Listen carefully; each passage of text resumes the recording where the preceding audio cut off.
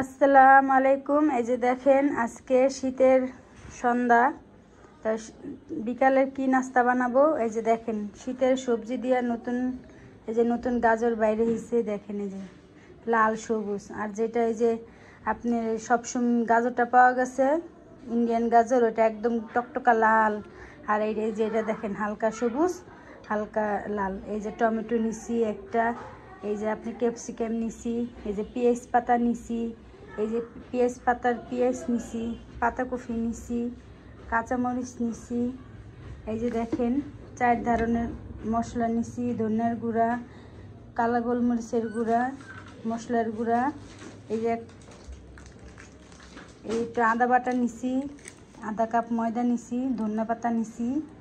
এই যে এগুলা নিয়ে নিলাম, এটা পকোড়া বানাবো। কিভাবে বানাই দেখতে থাকুন।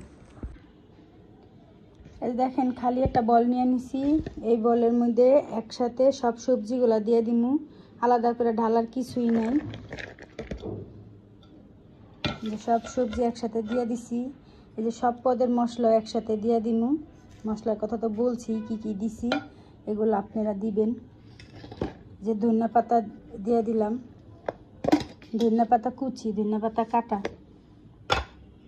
এই দিয়ে দিলাম আদা বাটা। এই দিয়ে দেব একটু সয়া সসটা অল্পই দিব। এইটা সুন্দর করে হাতে আগে মাইখা নিব। হাত দিয়ে মাইখা নিলে এই জিনিসটা সুন্দর হয়। তারপর আমি ময়দাটা দিব, ময়দাটা দিলে তারপরে একবারে সফট হয়। সেই পাকোড়াটা খাইতে খুবই ভালো লাগে। এমনি করে বাচ্চাদের সব পদের সবজি দিয়ে বানাই দিবেন। বাচ্চারা এখন যেই নেখরা করে, খাইতে চায় না, ভাত খায় না, এটা খায় না, ওইটা খায় না।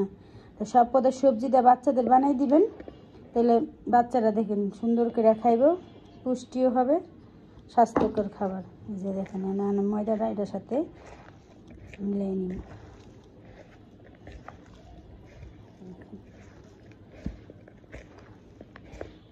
বিকালের একটা শর্টকাট নাস্তা, এরকম করে বিকালবেলা সবাই খাবেন।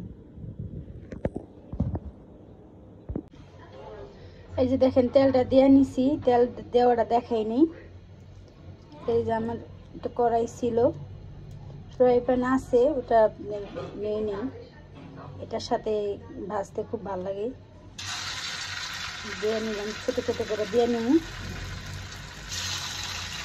তেল কমিয়ে দিছি, বেশি ডুবা তেল দিয়ে নিই। তেল কম দেওয়া ভালো, পরে ওই তেলটা খাইতে যায়, অনেক তেল খাইতে যায়, তো তেল কমিয়ে নিচ্ছি।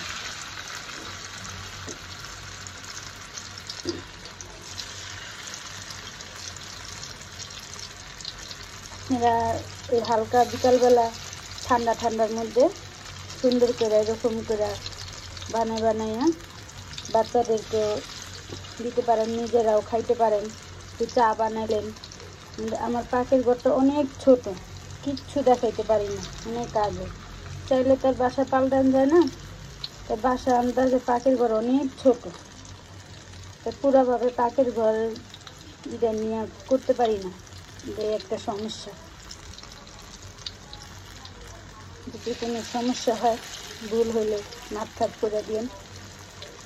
ভালো লাগলে বন্ধুরা একটা সাবস্ক্রাইব করে দিন, একটা লাইক দিন, শেয়ার দিন।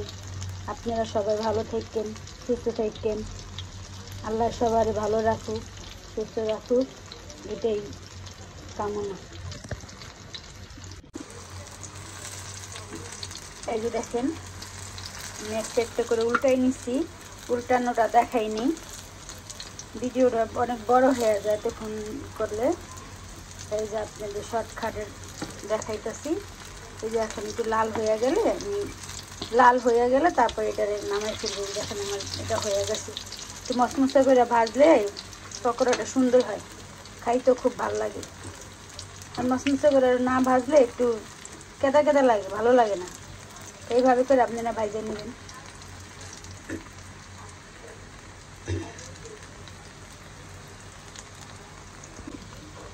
এই যে দেখেন অবশেষে ভাজা হয়ে গেল। তো এখন আমি এই যে উঠাই ফেলাবো ডিশের মধ্যে। হয়ে গেছে। এই যে দেখেন আমার পকোড়া অবশেষে হয়ে গেল, দেখছেন। মচমচা হয়েছে। এখন খাওয়ার পালা, দেখছেন? এই দেখেন কি সুন্দর মচমচা হয়ে গেছে, দেখছেন? আর এটারে সস দিয়া খাওয়ার পালা। চাও খাবো, পকোড়াও খাবো, আপনারা সবাই খাবেন। সবাই ভালো থাকেন। আসসালামু আলাইকুম।